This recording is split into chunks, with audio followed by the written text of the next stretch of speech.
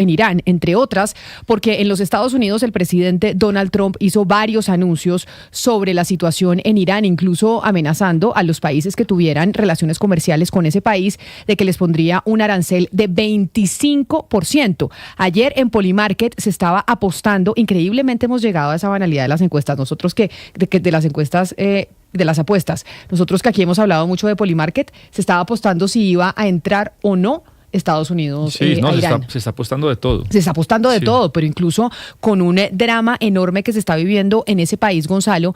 Pero antes de entrar a contar y a hablar con nuestra invitada sobre la situación tan grave de derechos humanos que se está viviendo en Irán, ¿por qué no con mapa en mano? Para que la gente se conecte con nosotros a través de nuestro canal de YouTube, pues expliquemos Irán en dónde está, cuál es la importancia de Irán en el mundo y por qué es clave para el tránsito del petróleo y del comercio en esa zona del planeta. Es que yo creo que usted hace y da una premisa importante. Irán no es cualquier país. No es un país chico, no es un país que, digamos, cuya economía, si bien es cierto, es golpeada, es una economía pequeña. A ver, Camila, Irán es un país que está en Asia Occidental, digamos, está en el corazón del Medio Oriente, colinda con el Golfo Pérsico y colinda con el Golfo de Omán. Estos dos golfos son muy importantes, Camila, porque son claves para el tránsito de petróleo y de comercio, sobre todo el que viene desde Medio Oriente hacia Occidente. Hay que decir que Irán colinda con Irak, Pakistán, con Turquía, con Armenia, con Azerbaiyán, con Afganistán y Turkmenistán. Es un país sumamente grande, sumamente extenso en territorio y por eso tiene todo a su alrededor, todos estos territorios alrededor de él. Y pues Gonzalo, la Irán que hoy se conoce empieza con el punto de partida del año 1979, que es cuando tiene lugar la Revolución Islámica. Ese es el año, digámoslo así, fundacional de la Irán moderna, y ese año cae el Shah. ¿Quién era el Shah? Era, digamos, el monarca o la autoridad que gobernaba el país en ese momento, y pues una revolución popular que tenía corrientes diferentes dentro del país, pues le da paso a lo que es hoy, que es una república islámica. Y en esos meses, el ayatollah Ruhollah Khomeini, pues él vuelve del exilio, Gonzalo, él estaba fuera del país, y desde ese momento, 1979, se convierte en la figura central del nuevo orden político del país. Pero Sebastián, fíjese que hay algo que la gente tal vez no entiende, ¿no? Bueno, ¿qué es el ayatolá? ¿Qué significa ese término? ¿De dónde viene? ¿Por qué es tan importante para Irán? Bueno, el origen pues, de esa palabra viene del árabe, Gonzalo, y significa signo de Dios. No es exactamente un cargo político en sí mismo, es más un rango religioso, un rol religioso, y es parecido a lo que sería, por ejemplo, en las sociedades católicas, un obispo o un cardenal, pero dentro del mundo chiita musulmán pues también tiene una connotación política. Claro, lo que pasa es que ahí es importante que nosotros en Occidente no logramos diferenciar eso. Nosotros desde los romanos, como cuando llegan a Occidente, todo el cristianismo y el catolicismo, ya existía el Estado como tal. Por eso hay una separación de iglesia-Estado, que eso no pasa, por ejemplo, en Irán y en el mundo de los ayatolas. La religión es exactamente igual al Estado. Sí, que no hay una diferenciación. Teocracia. En Occidente, pues desde hace varios siglos esa ruptura existió, Camila, y pues precisamente, Gonzalo, esta idea se puede denominar en lo que es un gobierno del jurista islámico, y esto significa que el máximo poder no lo tiene un presidente o un rey, sino un ayatollah con el título pues de líder supremo. Entonces ya entiendo, porque eso que cuando hablan de los ayatollah de Irán, digamos que no solamente es un tema religioso, es un tema que va mucho más extenso el término per se que el de un líder, religioso. Es una mezcla como rara, Sebastián, porque son muy poderosos en la religión per se, como lo venimos diciendo, pero también en la política y en el control institucional.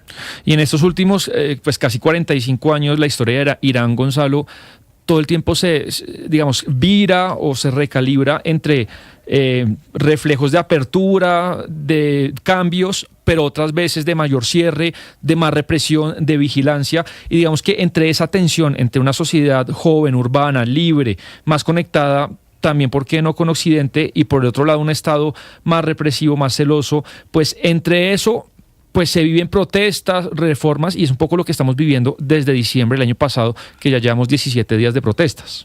Por eso es bueno la premisa que daba Camila, entender qué es Irán. Irán, como bien yo le decía, es un país sumamente extenso en territorio, pero además es un país que tiene una población de alrededor de 92 millones de ciudadanos.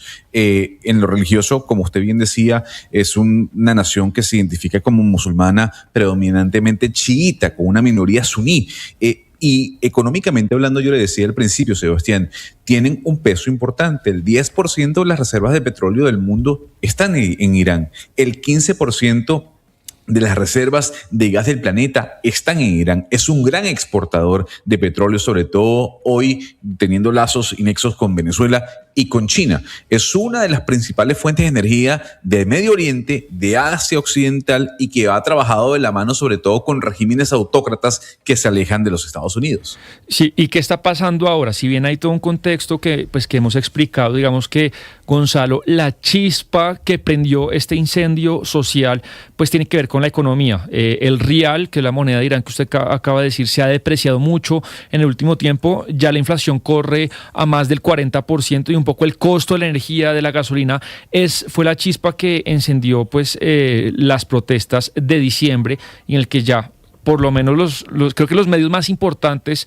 han registrado más de 2.000 personas asesinadas por el régimen y por lo menos 10.000 detenidas. Fíjese bien que para cerrar este punto, antes de ir con nuestra invitada, Sebastián, la relación entre Irán y los Estados Unidos ha sido tensa desde muchas décadas, desde que llegó la revolución islámica y musulmana a ese país. Recordemos que la Irán del Shah era mucho más cercana a Occidente y a los Estados Unidos. Con la llegada de la revolución en el 79, digamos que toda esa visión se cambia. Estados Unidos es un enemigo, al igual que lo es Israel. Ambos países rompieron relaciones diplomáticas y pasaron a ser de aliados, como en su momento lo eran, a mirarse con una desconfianza profunda. Desde entonces, hay que decir, Washington ha impuesto una gran cantidad de sanciones económicas, acusando a Teherán de apoyar a grupos de extremistas, a grupos de alguna u otra manera ligados al terrorismo e impulsar una gran cantidad de gobiernos dictatoriales en América Latina. Y Camila, vamos a terminar con un audio de Donald Trump sobre lo que todo el mundo se pregunta de si Estados Unidos va a intervenir o no en Irán. Hace unas semanas parecía que no, pero ayer lo que reportan los medios norteamericanos más importantes es un poco lo que pasó en Venezuela, que hay dentro del gabinete de Estados Unidos un ala más dialoguista, que la representa el vicepresidente Vance, y el ala más de halcones, más guerrerista, que la representa Marco Rubio, y lo que reportan es que pareciera que ahorita Vance sí predomina esa ala y por eso Donald Trump se arrepintió a última hora de intervenir. Veremos qué pasa. Es que una cosa es meterse en Venezuela y otra cosa muy distinta es meterse en Irán. Pero escuchemos lo que decía Donald Trump precisamente hablando de esas posibilidades de que los Estados Unidos entraran en ese país. So Iran's in big trouble. It looks to me that the people are taking over certain cities that nobody thought were really possible just a few weeks ago. We're watching the situation very carefully. I've made the statement very strongly that if they start killing people like they have in the past, we will get involved. We'll be hitting them very hard where it hurts. And that doesn't mean boots on the ground, but it means hitting them very, very hard where it hurts. So we don't want that to happen. Es lo que está diciendo Donald Trump, Camila, básicamente que ellos están muy preocupados por la situación de Irán. Ellos han visto cómo el régimen ha ido asesinando, arrestando a manifestantes, han estado muy pendientes de lo que está pasando en Irán. Incluso ya están tomando nota de cuál pudiese ser la respuesta de los Estados Unidos, respuesta y un statement que él mismo mencionaba que ha sido muy fuerte en contra del régimen del Ayatollah sobre el actuar que tenían las guardias revolucionarias, sobre todo con los manifestantes y los más de 2.000 muertos que se contabilizan y los 10.000 detenidos hasta el momento. Pues precisamente por esa razón, por todo lo que estamos hablando y que el mundo tiene los ojos puestos en Irán, vámonos para España, en donde está la activista iraní por la defensa de los derechos humanos, Rima Shermohammadi, quien nos atiende a esta hora muy amablemente. Rima, la voy a llamar por su nombre y no por su apellido porque me parece más fácil pronunciarlo. Bienvenida y gracias por estar con nosotros. Muchísimas gracias, un placer. Ahora que estamos viendo y que el mundo está reportando la situación de derechos humanos que se está viviendo en Irán por las manifestaciones, por la gente cansada del régimen de los ayatollah, yo le pregunto a usted como defensora de los derechos humanos, ¿qué opinión le merece la posibilidad de que Estados Unidos pueda intervenir en Irán? Bueno, primero que realmente la palabra intervenir, el verbo intervenir creo que tiene como muchos significados, pero hay que contextualizarlo y ver realmente en qué situación está el país ahora mismo. Está en un momento en el que lo más urgente y necesario ahora mismo es frenar esa ola de violencia estatal contra los ciudadanos. Entonces, una intervención militar, ya sabemos que la experiencia histórica muestra que ese tipo de intervenciones que son unilaterales, ya sea para cambiar regímenes o para debilitarlos desde afuera, siempre tienen dos problemas. Uno es que genera una pauta que pueden seguir otras grandes potencias y aboca el orden internacional hacia un realismo político donde el interés particular y la fuerza son los principios rectores, son los que realmente mandan. Y lo otro es que no hemos tenido experiencia positiva en cuanto a que se establezca un orden y seguridad para los ciudadanos justo después de ese tipo de intervención, sino más bien lo contrario, crea un vacío de poder que distintos grupos pueden combatir. Pero lo más importante, más allá de esos temas históricos al que estoy aludiendo, lo más importante es que ahora mismo los ciudadanos iraníes están bajo el yugo del propio Estado que está levantado contra ellos. Lo que no queremos es que les caigan bombas encima. Eso es realmente lo que muchos iraníes, y creo que las voces como más conocidas en el mundo occidental, han pedido al presidente Trump que intervenga, pero que esta intervención sea para frenar y parar lo que está pasando ahí, y para que haya un referéndum dentro de Irán, ya que claramente la legitimidad del sistema político actual está erosionado. Rima, yo quisiera preguntarle por el papel de las mujeres en esta revolución. Recordemos que Irán ha tenido mujeres que son premio Nobel de Paz, como la señora Mohammadi en el año 2023 o la señora Shirin Ebadi en el año 2003, que a propósito por ella fue que tuvimos el placer, el honor de tenerla aquí en Colombia.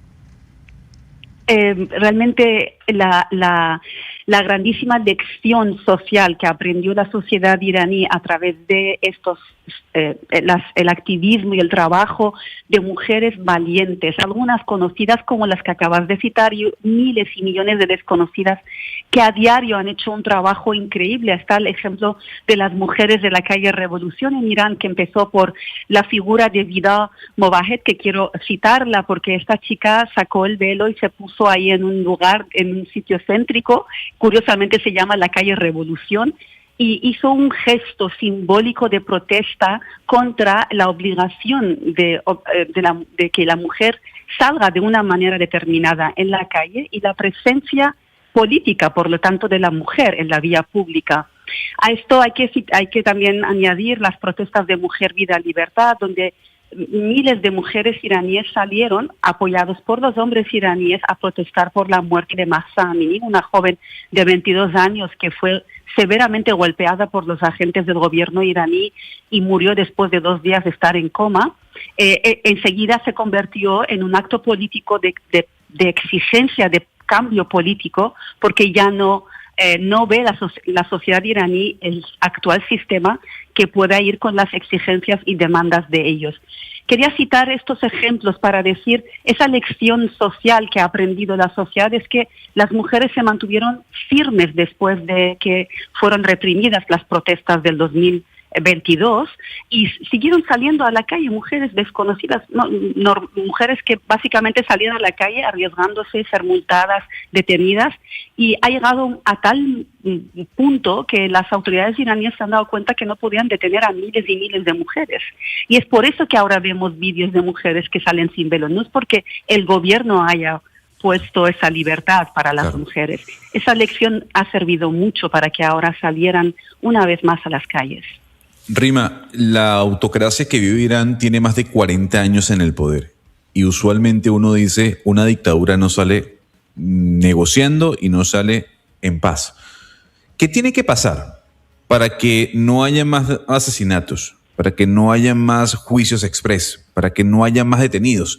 Si nos da miedo la entrada de Estados Unidos, pues ¿qué tiene que pasar a lo interno de Irán para que esto deje de ocurrir? Muy buena pregunta. Yo creo que el mundo está justo con esa grandísima dilema. Anoche mismo estábamos esperando, prácticamente no hemos dormido, porque en cualquier momento realmente estaba programada una intervención por parte de Estados Unidos, y ahora sabemos que países como Arabia Saudí, Turquía, Emiratos, si no me equivoco, han hecho como de intermediarios para que no se diera esto. Y acabamos de escuchar ahora mismo que Estados Unidos ha presentado un paquete nuevo de sanciones contra altos cargos del gobierno iraní e instituciones, cosa que ya había hecho en el pasado y que tampoco ha tenido mucho realmente efecto en estas mismas figuras e instituciones. Realmente yo creo que hay muchas maneras, pero lo más importante es que el sistema actual ha mostrado que no es dialogante, no permite que entren de las agencias internacionales a revisar, por ejemplo, los lugares, hablando del tema nuclear, a que haya observatorios, a que haya personas que puedan entrar a ver cómo están los presos políticos en las cárceles. Cuantísimas veces lo ha pedido Naciones Unidas a través del Consejo de Derechos Humanos. El gobierno iraní ha mostrado que ante personas que salen a la calle, ya sean niños de 7 años, como han detenido miles en estas últimas protestas, o ya sean ancianos, no hay una manera pacífica de dialogar con ellos.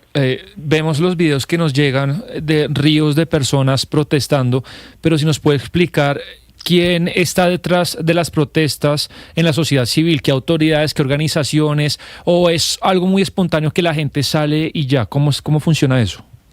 Bueno, hasta ahora la gente cada vez que salía porque algo era inaceptable. En un momento era el precio de la gasolina, que había aumentado, y los comerciantes, sobre todo de clase social media, se dieron cuenta que no podían vivir con estas condiciones. En otro momento fue el tema de la mujer, como acabamos de comentar. Esa vez es interesante porque iniciaron una huelga los comerciantes de clase social media alta, que ideológicamente, curiosamente, muy cercanos al régimen, pero ellos, al ver cómo la situación tan nefasta en cuanto a la economía de Irán, por el altísimo nivel de corrupción del sistema actual, la inflación de la moneda iraní ha llegado a superar el 50%, la pérdida del poder adquisitivo, fueron los que iniciaron esta huelga, y enseguida ha tenido un efecto increíble en la sociedad. Se sumaron otros grupos colectivos, los ciudadanos, cada cual exigiendo y pidiendo que haya más libertad, que haya mejor economía, que haya más seguridad, y de golpe se ha convertido en algo geográficamente extendido. Sí, Rima, comenzó, por lo que usted nos está narrando, por temas económicos, inflación, altos precios, pero pues esto se está yendo hacia unas protestas contra el régimen. Lo cierto es que no es la primera vez. Usted menciona 2022 y creo que el Ali Khamenei ha afrontado como 4 o 5 manifestaciones masivas. ¿Usted ve una diferencia en este punto para derrocar a ese régimen? Sí, realmente sí, hemos tenido como 6 o 7 salidas masivas de la gente. En esta en concreto se han sumado grupos interesantes que quiero mencionar. Primero eran esos comerciantes que en realidad cuando vieron que su propia economía estaba en peligro, fueron los que empezaron. Pero luego no hay que olvidar que los distintos grupos que se sumaron para efectivamente, como acaba de decir usted, para exigir un cambio de gobierno, un cambio político dentro del país, o sea, el fin del régimen actual. Hemos visto, por ejemplo, cómo han salido mujeres, pero ya no solamente por las mujeres que habían participado en las protestas anteriores, sino ahora mujeres sumamente religiosas. Lo vemos en los vídeos de mujeres que llevan el chador, que es la vestimenta que llevan las mujeres musulmanas en Irán para cubrirse. También estaban en las manifestaciones ancianos que anteriormente no habían participado, personas niños pequeños, la participación tan increíble de los jóvenes otra vez en las calles.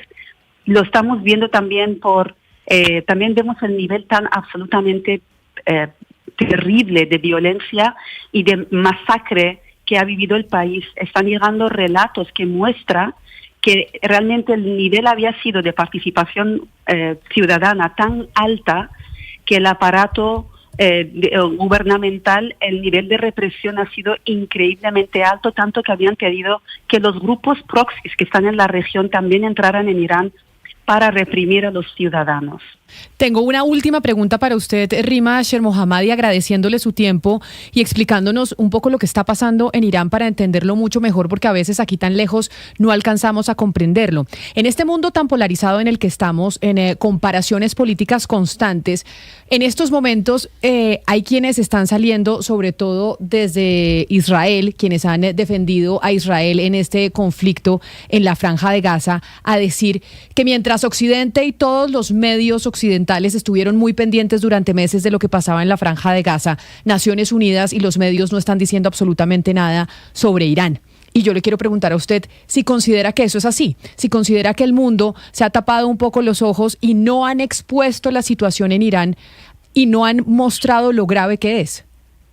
Sí, yo creo que en parte eso es cierto. Realmente la respuesta no ha sido según lo que estamos viendo, el mundo lo está viendo. Ya no es que sea alguien está propagando y diciendo algo y que no sabemos si es cierto o no. El mundo está viendo el grado de masacre y crimen realmente contra de esa humanidad que está teniendo lugar en Irán.